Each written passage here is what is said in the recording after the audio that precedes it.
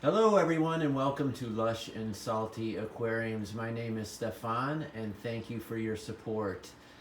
This is my Oase Cinescaper 20-gallon aquarium. It is a lovely piece of equipment and it came with this really slick cabinet, and there's some excellent coverage of this kit, the Oase Cinescaper line, which has just been recently introduced into the United States from Germany. There are plenty of videos that go into detail about why the kit is so awesome and worth the high price point. But I just want to talk about my fish tank and a couple things in particular. This is a jungle scape, obviously. It has spiderwood and dragonstone.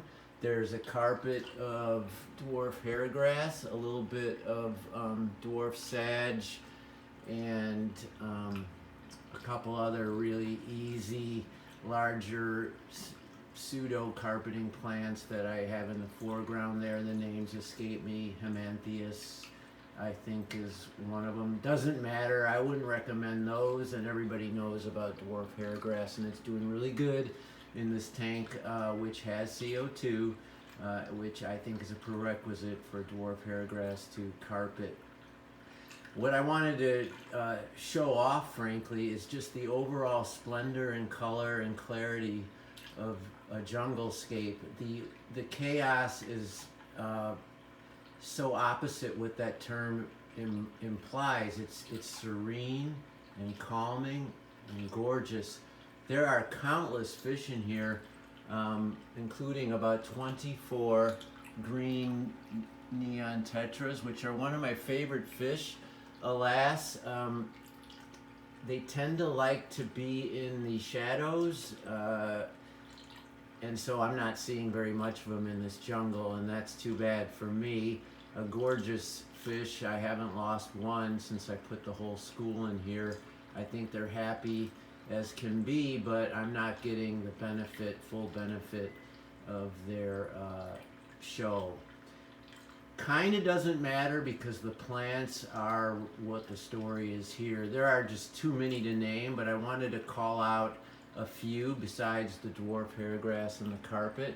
I've got some flame moss, and look at it. It's so lush and green. Incredible. I've got it up on the top there. I've trimmed it once already, and it's going to need it again. Honestly, this whole tank will need it again. But I hate trimming. There's something, it's sort of like cutting flowers. There's just something, to me, sad about it. I don't know how else to put it. But it's got to be done, and the plants always rebound better than ever. My favorite plant in the world, aquarium plant, is the Hygrophila pintafetata. I always want to make it sound like a Mexican entree, but it's not pintafetata, it's Hygrophila pinta is what we can call it for the sake of this video. It is my favorite plant. I've talked about it before. It grows as a stalk and a stem, like that there, if you can pick it out, with those beautiful leaves that are rust colored with green and variegated corners. Just stunning. It grows like a epiphyte. In other words, along rocks or wood, it'll just attach itself, or you can do that. It'll float and send down roots. It is the most easy to grow but stunning plant, and high-end aquascapers use it, and I'm so happy it's easy because I love it. And it's a way to get red. It's a way to get an unusual texture. A lot of things that beginners don't tend to be able to deal with, you can with this plant. The other thing I want to talk about, I want to debunk a myth. This is Rotala, this beautiful elegant stem with the red fuzzy tips and the green and red and that great texture, almost like a Dr. Seuss plant, but prettier. The textbook on stem plants is you put them in the back, right, and never in front, because they'll overtake the aquascape. They'll get in front of other plants and they'll disrupt the harmony.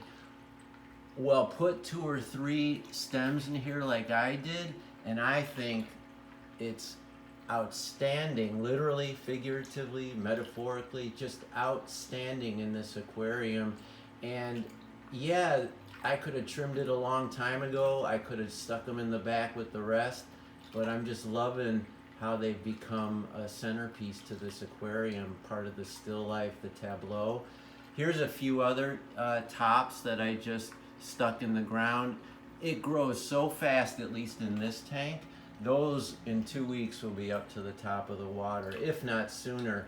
Now I am going to cut these because I don't want them drooping over the water top. That look doesn't work for me, and this plant doesn't grow out of water. It'll just start to fold in on itself.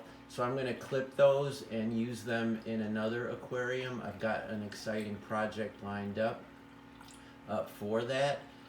But that myth that you put stem plants in the background, especially fast growing and tall ones like these potentially are and are indeed in this aquarium, I'm calling BS, because I think it looks great. If anything, it's absolutely the centerpiece of this still life. I've got a lot of Amano shrimp in here. I've got a school of pygmy coreodoras. I've got a bunch of autocinkless catfish, all part of the cleaning crew, which helps me with the algae, as well as injecting CO2 and doing water changes. I rarely think maintenance, even on several aquariums as complex as this one, is a chore. If anything, it's like a raison d'etre. It gives you a real sense of accomplishment when you, I said I didn't like trimming, but when you trim and cut and manicure and control these little aquascapes, these little pieces of heaven that you are the god of. It's just, I don't know, I guess it's why I love the hobby.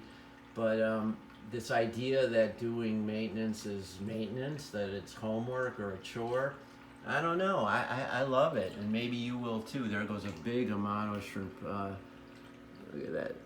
Those guys are really small when I put them in here, so they can grow fast. They won't reproduce in fresh water. Anyone who says that they do is wrong. They could carry eggs, but they need brackish or salt water to fulfill their cycle of life. In any event, if you have any questions or comments about this tank or the equipment or what I'm doing or some of the other plants and livestock, I'd love to hear from you. As always, keep your hands in the tank. Ciao for now.